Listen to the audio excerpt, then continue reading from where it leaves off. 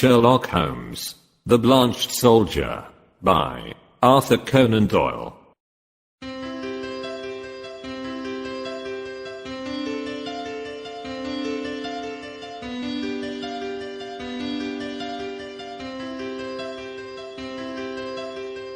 The ideas of my friend Watson, though limited, are exceedingly pertinacious.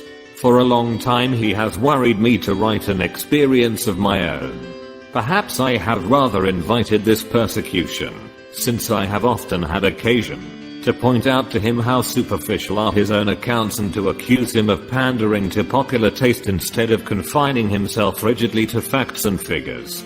Try it yourself, Holmes, he has retorted, and I'm compelled to admit that, having taken my pen in my hand, I do begin to realize that the matter must be presented in such a way as may interest the reader. The following case can hardly fail to do so, as it is among the strangest happenings in my collection, though it chanced that Watson had no note of it in his collection.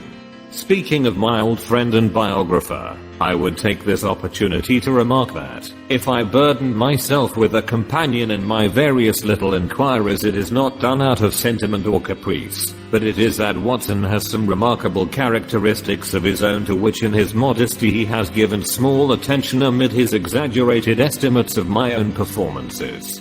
A confederate who foresees your conclusions and course of action is always dangerous, but one to whom each development comes as a perpetual surprise, and to whom the future is always a closed book, is indeed an ideal helpmate. I find from my notebook that it was in January 1903, just after the conclusion of the Boer War, that I had my visit from Mr. James M. Dodd, a big, fresh, sunburned, upstanding Briton. The good Watson had at that time deserted me for a wife, the only selfish action which I can recall in our association. I was alone. It is my habit to sit with my back to the window and to place my visitors in the opposite chair, where the light falls full upon them. Mr. James M. Dodd seemed somewhat at a loss how to begin the interview. I did not attempt to help him, for his silence gave me more time for observation. I have found it wise to impress clients with a sense of power, and so I gave him some of my conclusions. From South Africa, sir, I perceive. Yes, sir, he answered, with some surprise. Imperial Yeomanry, I fancy. Exactly. Middlesex Corps, no doubt. That is so. Mr. Holmes, you are a wizard. I smiled at his bewildered expression. When a gentleman of virile appearance enters my room with such tan upon his face as an English sun could never give, and with his handkerchief in his sleeve instead of in his pocket, it is not difficult to place him. You wear a short beard, which shows that you were not a regular. You have the cut of a ridingman. As to Middlesex, your card has already shown me that you are a stockbroker from Throgmorton Street. What other regiment would you join? You see everything. I see no more than you, but I have trained myself to notice what I see. However, Mr. Dodd, it was not to discuss the science of observation that you called upon me this morning. What has been happening at Tewkesbury Old Park? Mr. Holmes, my dear sir, there is no mystery. Your letter came with that heading, and as you fixed this appointment in very pressing terms, it was clear that something sudden and important had occurred. Yes, indeed. But the letter was written in the afternoon, and a good deal has happened since then. If Colonel Emsworth had not kicked me out. Kicked you out? Well, that was what it amounted to. He is a hard nail, is Colonel Emsworth. The greatest martinet in the army in his day, and it was a day of rough language too. I couldn't have stuck the colonel, if it had not been for Godfrey's sake. I lit my pipe, and leaned back in my chair. Perhaps you will explain what you are talking about. My client grinned mischievously. I had got into the way of supposing that you knew everything without being told, said he. But I will give you the facts, and I hope to God that you will be able to tell me what they mean. I've been awake all night puzzling my brain, and the more I think the more incredible does it become. When I joined up in January 1901, just 2 years ago, young Godfrey Emsworth had joined the same squadron. He was Colonel Emsworth's only son. Emsworth the Crimean VC, and he had the fighting blood in him, so it is no wonder he volunteered. There was not a fine lad in the regiment. We formed a friendship, the sort of friendship which can only be made when one lives the same life and shares the same joys and sorrows. He was my mate, and that means a good deal in the army. We took the rough and the smooth together for a year of hard fighting. Then he was hit with a bullet from an elephant gun in the action near Diamond Hill outside Pretoria. I got one letter from the hospital at Cape Town, and one from Southampton. Since then, not a word, not one word, Mr. Holmes. For 6 months and more, and he my closest pal. Well, when the war was over, and we all got back, I wrote to his father, and asked where Godfrey was. No answer. I waited a bit, and then I wrote again. This time I had a reply, short and gruff. Godfrey had gone on a voyage round the world, and it was not likely that he would be back for a year. That was all. I wasn't satisfied, Mr. Holmes. The whole thing seemed to me so damned unnatural. He was a good lad, and he would not drop a pal like that. It was not like him. Then, again, I happened to know that he was heir to a lot of money, and also that his father and he did not always hit it off too well. The old man was sometimes a bully, and young Godfrey had too much spirit to stand it. No, I wasn't satisfied, and I determined that I would get to the root of the matter. It happened, however, that my own affairs needed a lot of straightening out after 2 years' absence, and so it is only this week that I have been able to take up Godfrey's case again. But since I have taken it up, I mean to drop everything in order to see it through. Mr. James M. appeared to be the sort of person whom it would be better to have as a friend than as an enemy. His blue eyes were stern and his square jaw had set hard as he spoke. Well, what have you done? I asked. My first move was to get down to his home, Tuxbury Old Park, near Bedford, and to see for myself how the ground lay. I wrote to the mother, therefore I had had quite enough of the curmudgeon of a father, and I made a clean frontal attack. Godfrey was my chum. I had a great deal of interest which I might tell her of our common experiences. I should be in the neighborhood. Would there be any objection? Etc. In reply, I had quite an amiable answer from her, and an offer to put me up for the night. That was what took me down on Monday. Tuxbury Old Hall is inaccessible 5 miles from anywhere. There was no trap at the station, so I had to walk, carrying my suitcase, and it was nearly dark before I arrived. It is a great wandering house, standing in a considerable park. I should judge it was of all sorts of ages and styles, starting on a half-timbered Elizabethan foundation, and ending in a Victorian portico. Inside it was all paneling, and tapestry and half-effaced old pictures, a house of shadows and mystery. There was a butler, old Ralph, who seemed about the same age as the house, and there was his wife, who might have been older. She had been Godfrey's nurse, and I had heard him speak of her as second only to his mother in his affections, so I was drawn to her in spite of her queer appearance. The mother I liked, also a gentle little white mouse of a woman.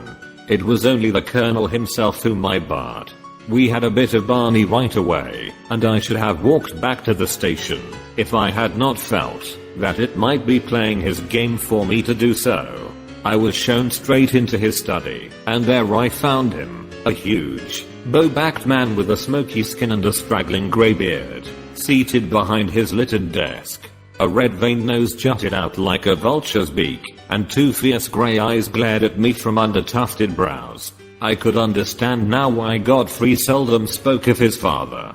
Well, sir, said he in a rasping voice, I should be interested to know the real reasons for this visit. I answered that I had explained them in my letter to his wife. Yes, you said that you had known Godfrey in Africa. We have, of course, only your word for that. I have his letters to me in my pocket. Kindly let me see them. He glanced at the 2 which I handed him, and then he tossed them back. Well, what then? He asked. I was fond of your son Godfrey, sir. Many ties and memories united us. Is it not natural that I should wonder at his sudden silence, and should wish to know what has become of him? I have some recollections, sir, that I had already corresponded with you, and had told you what had become of him. He has gone upon a voyage round the world. His health was in a poor way after his African experiences, and both his mother and I were of opinion that complete rest and change were needed. Kindly pass that explanation on to any other friends who may be interested in the matter. Certainly, I answered. But perhaps you would have the goodness to let me have the name of the steamer, and of the line by which he sailed, together with the date. I have no doubt that I should be able to get a letter through to him. My request seemed both to puzzle and to irritate my host. His great eyebrows came down over his eyes, and he tapped his fingers impatiently on the table. He looked up at last with the expression of one who has seen his adversary make a dangerous move at chess, and has decided how to meet it. Many people, Mr. Dodd, said he, would take offense at your infernal pertinacity, and would think that this insistence had reached the point of damned impertinence. You must put it down, sir, to my real love for your son. Exactly. I have already made every allowance upon that score. I must ask you, however, to drop these inquiries. Every family has its own inner knowledge and its own motives, which cannot always be made clear to outsiders, however well intentioned. My wife is anxious to hear something of Godfrey's past which you are in a position to tell her, but I would ask you to let the present and the future alone. Such inquiries serve no useful purpose, sir, and place us in a delicate and difficult position. So I came to a dead end, Mr. Holmes. There was no getting past it. I could only pretend to accept the situation and register a vow inwardly that I would never rest until my friend's fate had been cleared up. It was a dull evening. We dined quietly, the three of us, in a gloomy, faded old room. The lady questioned me eagerly about her son, but the old man seemed morose and depressed. I was so bored by the whole proceeding that I made an excuse, as soon as I decently could, and retired to my bedroom.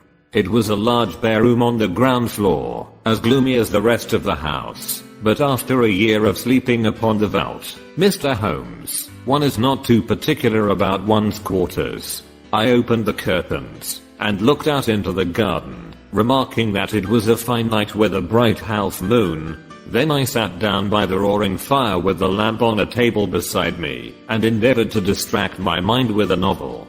I was interrupted, however, by Ralph, the old butler, who came in with a fresh supply of coals. I thought you might run short in the nighttime, sir.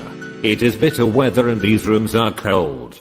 He hesitated before leaving the room, and when I looked round he was standing facing me with a wistful look upon his wrinkled face. Beg your pardon, sir, but I could not help hearing what you said of young Master Godfrey at dinner. You know, sir, that my wife nursed him, and so I may say I'm his foster father. It's natural we should take an interest. And you say he carried himself well, sir? There was no braver man in the regiment. He pulled me out once from under the rifles of the Boers, or maybe I should not be here. The old butler rubbed his skinny hands. Yes, sir, yes, that is Master Godfrey all over. He was always courageous. There's not a tree in the park, sir, that he has not climbed. Nothing would stop him. He was a fine boy and oh, sir, he was a fine man. I sprang to my feet. Look here, I cried. Backquote, you say he was. You speak as if he were dead. What is all this mystery? What has become of Godfrey Emsworth? I gripped the old man by the shoulder, but he shrank away. I don't know what you mean, sir. Ask the master about Master Godfrey. He knows. It is not for me to interfere. He was leaving the room, but I held his arm. Backquote, listen, I said. Backquote, you are going to answer one question before you leave. If I have to hold you all night. Is Godfrey dead? He could not face my eyes. He was like a man hypnotized. The answer was dragged from his lips. It was a terrible and unexpected one. I wish to God he was.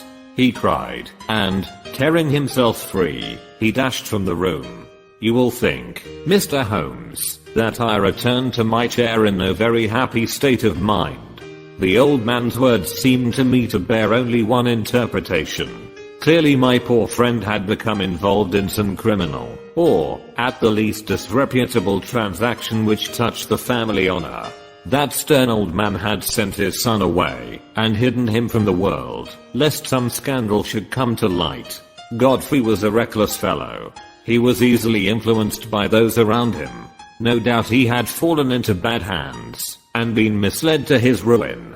It was a piteous business, if it was indeed so, but even now it was my duty to hunt him out, and see if I could aid him. I was anxiously pondering the matter, when I looked up, and there was Godfrey Emsworth standing before me. My client had paused as one in deep emotion. "Pray continue," I said. "Your problem presents some very unusual features." He was outside the window, Mr. Holmes, with his face pressed against the glass. "I have told you that I looked out at the night. When I did so, I left the curtains partly open. His figure was framed in this gap. The window came down to the ground and I could see the whole length of it, but it was his face which held my gaze. He was deadly pale. Never have I seen a man so white. I reckon ghosts may look like that, but his eyes met mine, and they were the eyes of a living man. He sprang back when he saw that I was looking at him, and he vanished into the darkness. There was something shocking about the man, Mr. Holmes. It wasn't merely that ghastly face glimmering as white as cheese in the darkness. It was more subtle than that. Something slinking, something furtive, something guilty, something very unlike the frank, manly lad that I had known. It left a feeling of horror in my mind. But when a man has been soldiering for a year or two with Brother Boar as a playmate, he keeps his nerve and acts quickly. Godfrey had hardly vanished before I was at the window. There was an awkward catch, and I was some little time before I could throw it up. Then I nipped through and ran down the garden path in the direction that I thought he might have taken. It was a long path and the light was not very good, but it seemed to me something was moving ahead of me. I ran on and called his name, but it was no use. When I got to the end of the path, there were several others branching in different directions to various outhouses. I stood hesitating, and as I did so, I heard distinctly the sound of a closing door. It was not behind me in the house, but ahead of me, somewhere in the darkness. That was enough, Mr. Holmes, to assure me that what I had seen was not a vision. Godfrey had run away from me, and he had shut a door behind him. Of that I was certain. There was nothing more I could do, and I spent an uneasy night turning the matter over in my mind, and trying to find some theory which would cover the facts. Next day I found the Colonel rather more conciliatory, and as his wife remarked that there were some places of interest in the neighborhood, it gave me an opening to ask whether my presence for one more night would incommode them.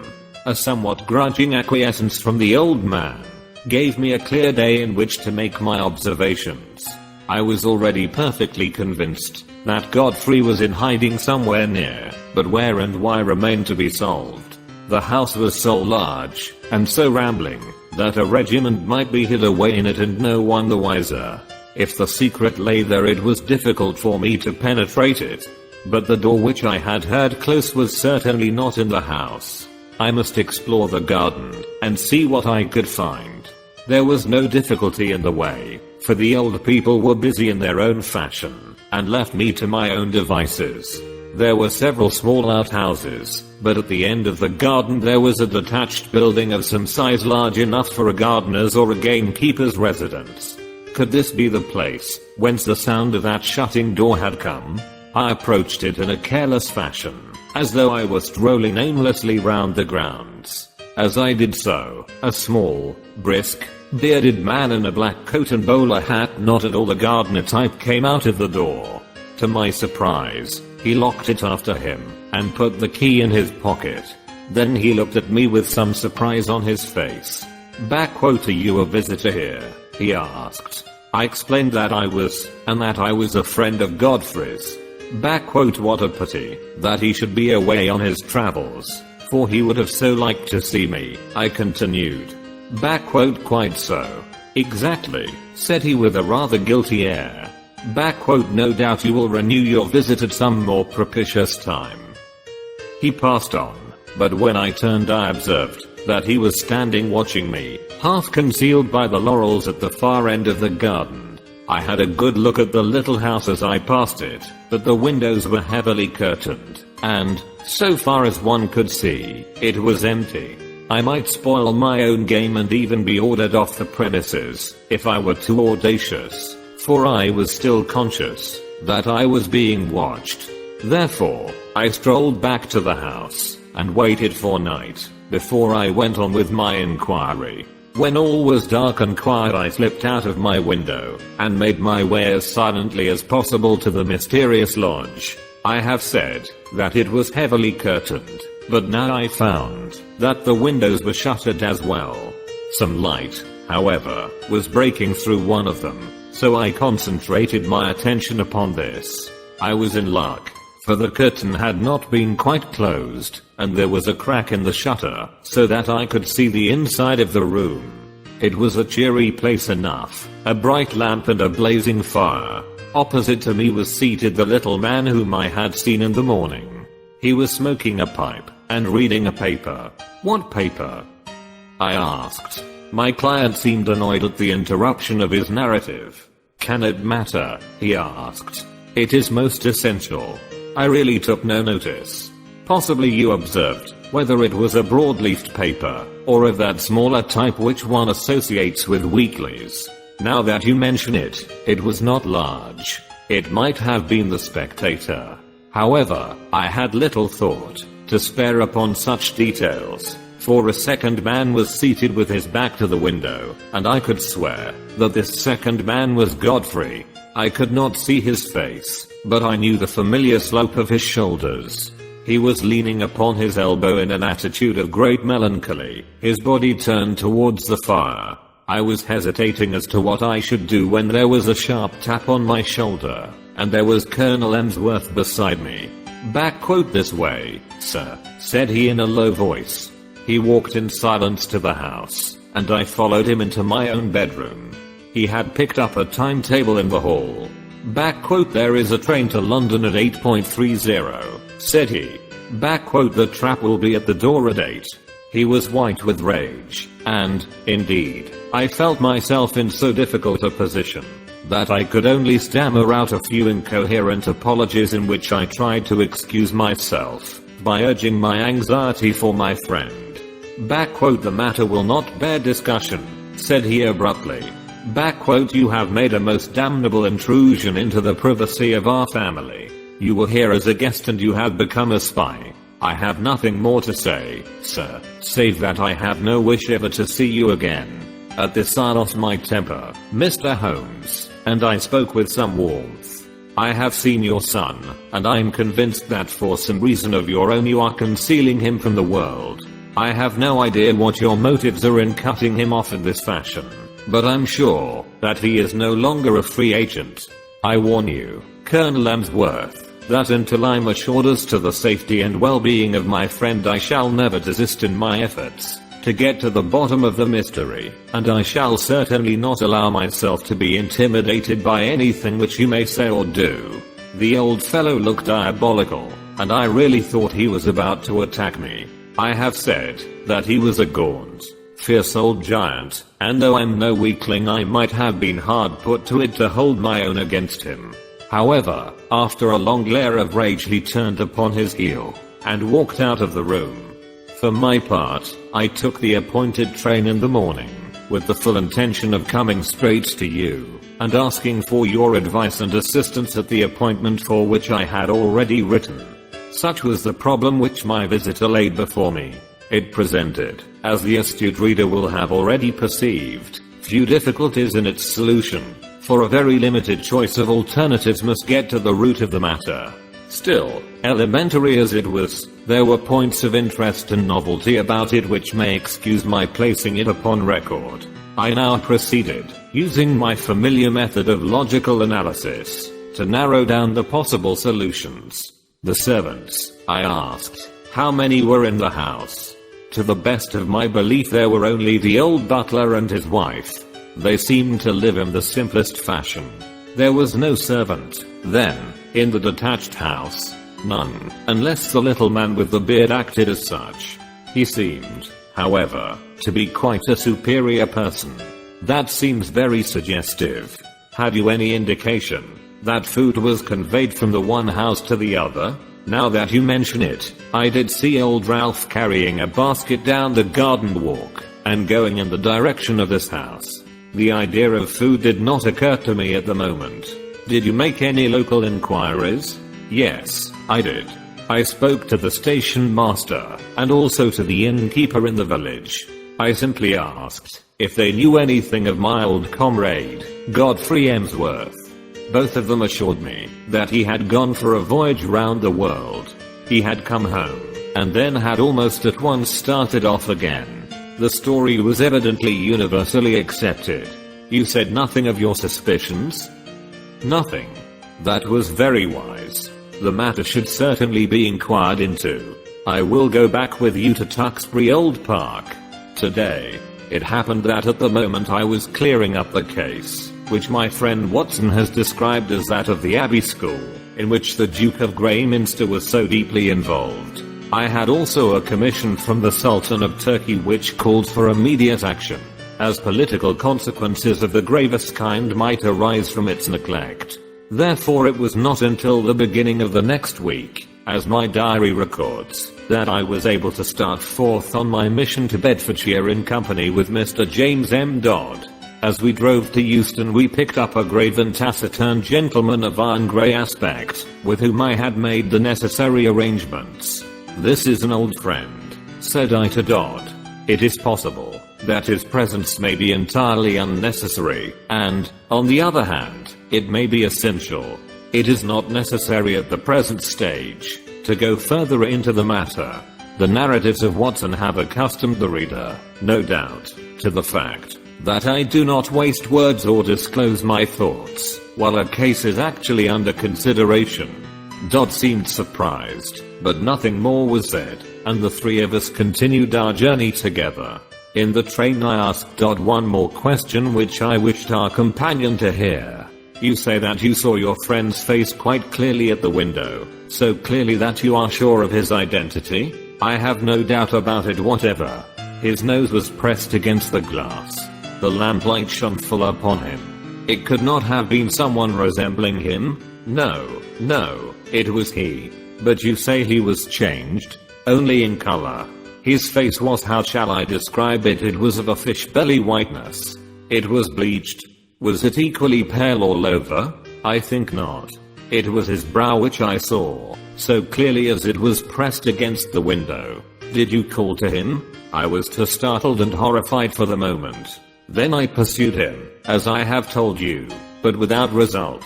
My case was practically complete, and there was only one small incident needed to round it off.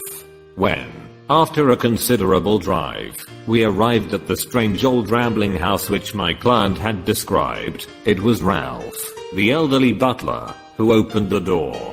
I had requisitioned a carriage for the day, and had asked my elderly friend to remain within it, unless we should summon him.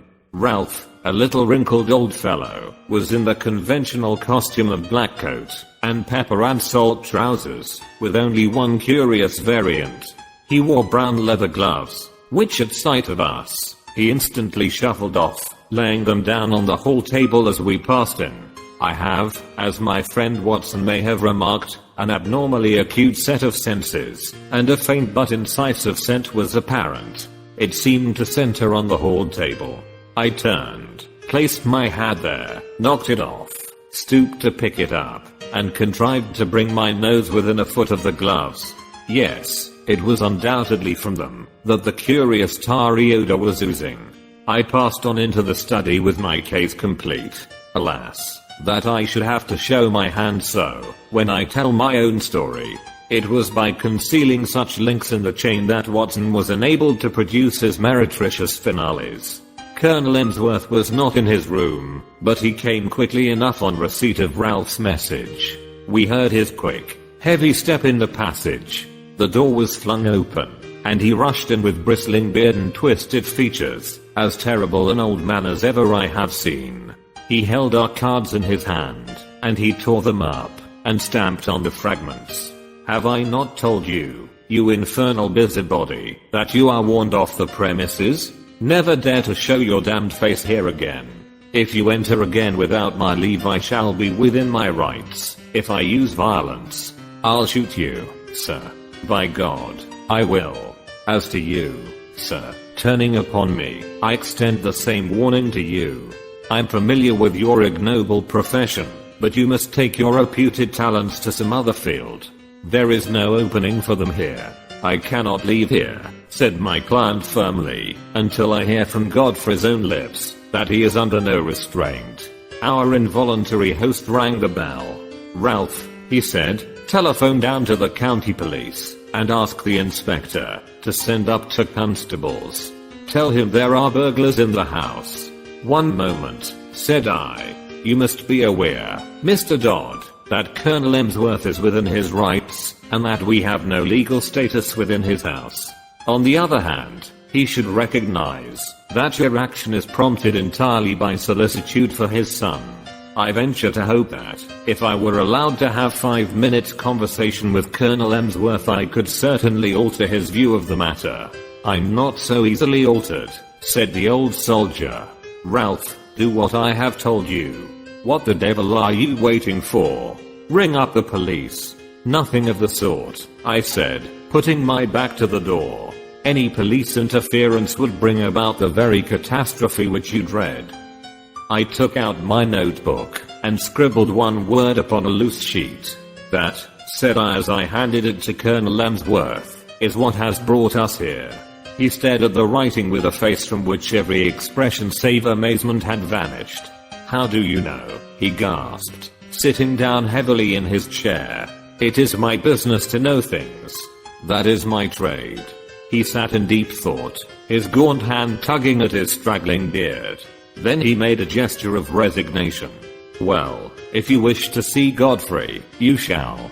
It is no doing of mine, but you have forced my hand. Ralph, tell Mr. Godfrey and Mr. Kent that in 5 minutes we shall be with them. At the end of that time we passed down the garden path and found ourselves in front of the mystery house at the end. A small bearded man stood at the door with a look of considerable astonishment upon his face. This is very sudden, Colonel Emsworth, said he. This will disarrange all our plans. I can't help it, Mr. Kent. Our hands have been forced. Can Mr. Godfrey see us? Yes, he is waiting inside. He turned and led us into a large, plainly furnished front room. A man was standing with his back to the fire, and at the sight of him my client sprang forward with outstretched hand. Why, Godfrey, old man, this is fine. But the other waved him back. Don't touch me, Jimmy. Keep your distance. Yes, you may well stare. I don't quite look the smart Lance Corporal Emsworth of B Squadron, do I? His appearance was certainly extraordinary. One could see that he had indeed been a handsome man with clear-cut features sunburned by an African sun, but mottled in patches over this darker surface were curious whitish patches which had bleached his skin. That's why I don't court visitors, said he. I don't mind you, Jimmy, but I could have done without your friend. I suppose there is some good reason for it, but you have me at a disadvantage. I wanted to be sure that all was well with you, Godfrey. I saw you that night when you looked into my window, and I could not let the matter rest till I had cleared things up. Old Ralph told me you were there, and I couldn't help taking a peep at you. I hoped you would not have seen me, and I had to run to my burrow when I heard the window go up. But what in heaven's name is the matter?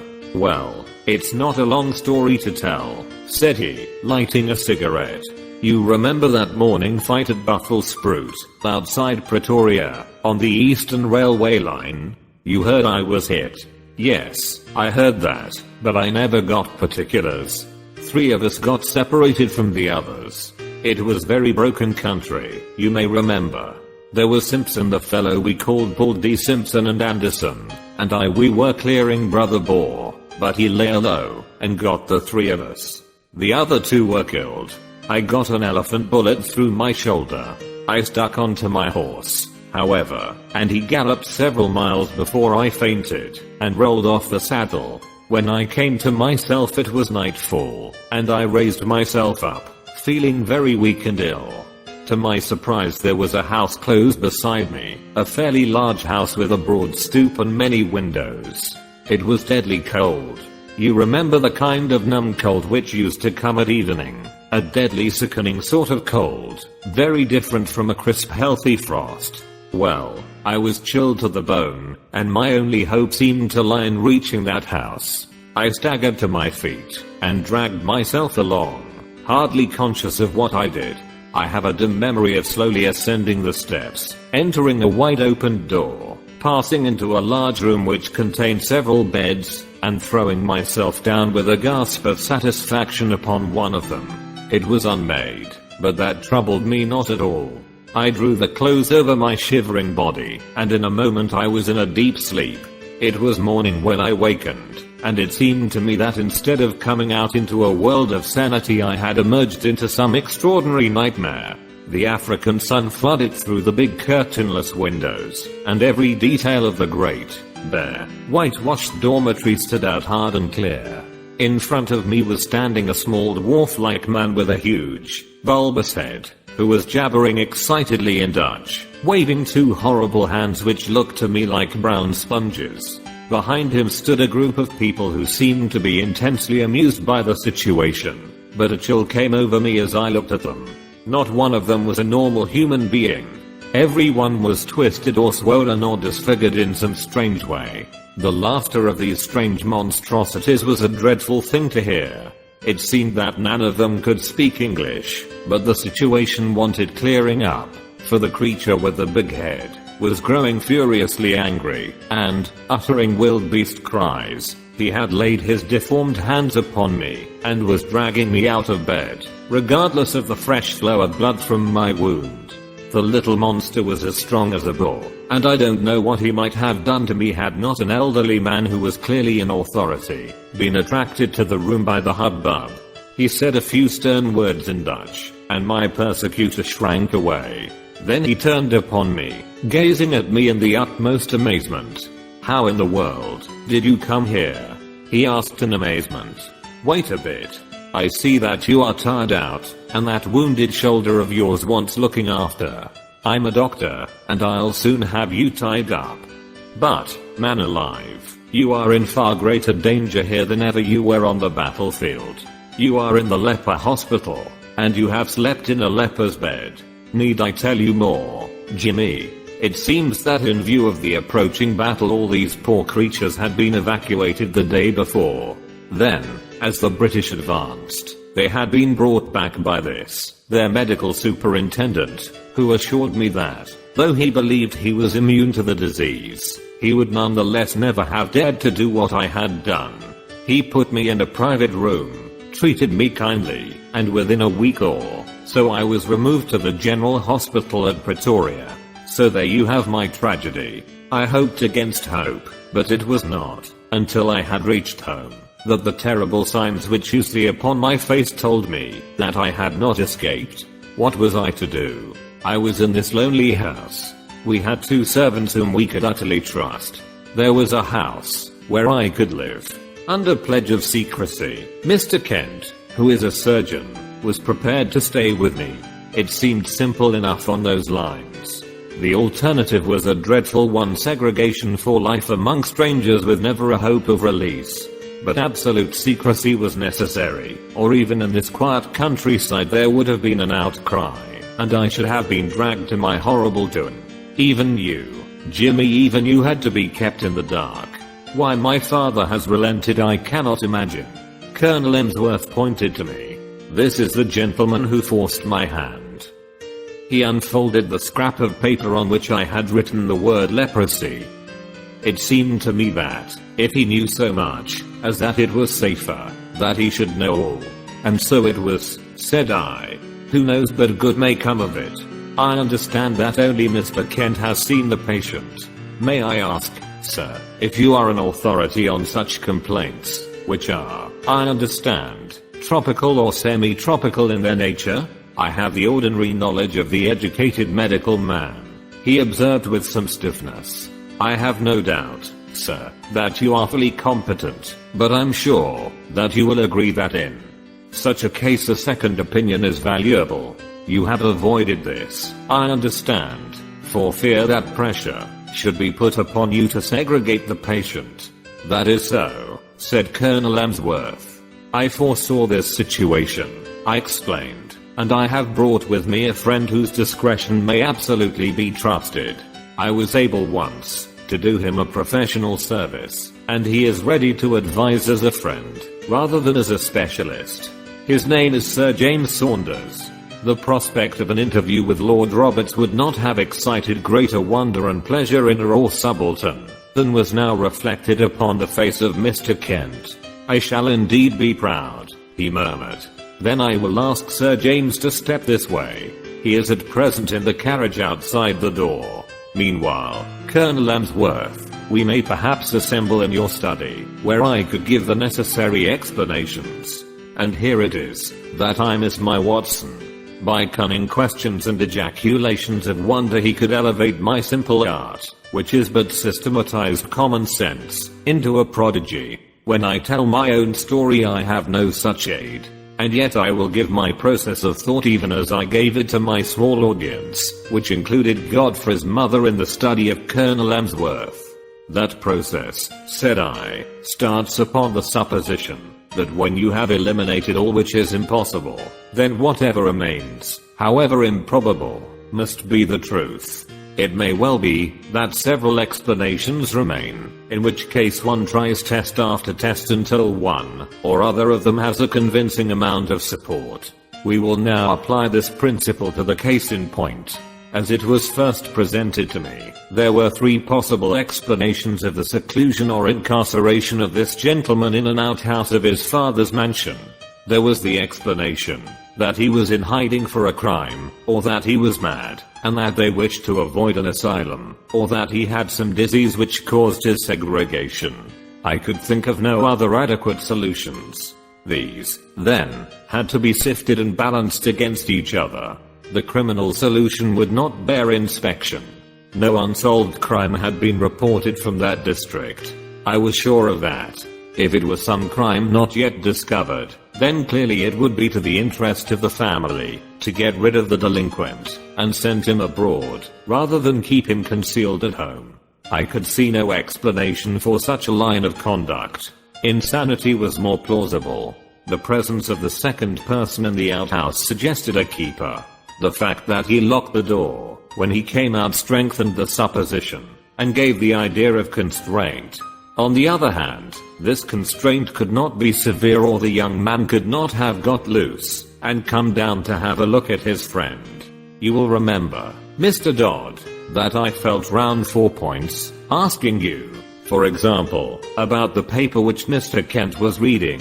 Had it been the Lancet or the British Medical Journal it would have helped me. It is not illegal, however, to keep a lunatic upon private premises, so long as there is a qualified person in attendance, and that the authorities have been duly notified.